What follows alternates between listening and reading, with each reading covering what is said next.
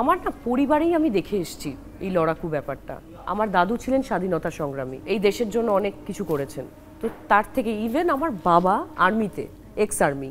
তো আমি সবসময় দেখেছি যে পরিবারে পরোপকারী, আমার জেঠুরা, মানে আমার ঠাকুমাকেও দেখেছি গরিব মানুষ আসলে বাড়িতে কিছু চাইলে মানে নিজের পরনের শাড়িটা খুলেও প্রায় দিয়ে দিতে পারলে হয়, বাড়িতে বসে খাওয়ানো, মানে এরকম দেখে এসেছি ছোটবেলা থেকে। তো সেই জন্যই আমার মনে হয় যে আমার মধ্যে ছোটবেলা থেকেই দেবী চৌধুরানী আছে। হ্যাঁ, জীবনে অনেক ঝড়ঝাপটা এসছে, সেগুলো সব অতিক্রম করেছি। কেউ কিন্তু আমাকে, আমার পরিবার ছাড়া আমার পাশে কিন্তু এসে কেউ দাঁড়ায়নি। একমাত্র আমি আমার পরিবারকে সবসময় আমার পাশে পেয়েছি। আপস অ্যান্ড ডাউনস থাকে সবার জীবনে। আমার মনে হয় তোমার মধ্যেও দেবী চৌধুরানী আছে। আমার মনে হয় প্রত্যেকটা নারীর মধ্যে দেবী চৌধুরানী আছে। কারণ আমরা যা পারি, অনেকই পুরুষ মানুষ পারেই না সেটা। আমরা মা হতে পারি। সেই যে কষ্টটা, ওই যে আমি খুব ছোট বয়সেই হয়েছি, 16 বছর বয়সে। তো বুঝতেই পারছো কত ছোট বয়সে থেকে আমার মধ্যে দেবী চৌধুরানী চলে এসছে।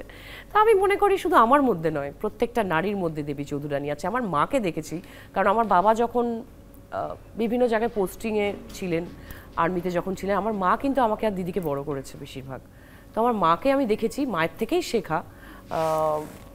পরিবার মানে আমাদের দুই মেয়েকে কিভাবে বড় করেছেন, আর তারপর বাবাকেও সাইমultaneously অনেক ব্যাপারে হেল্প করেছেন। তো সেটাই, পরিবারটাকে সামলেছেন।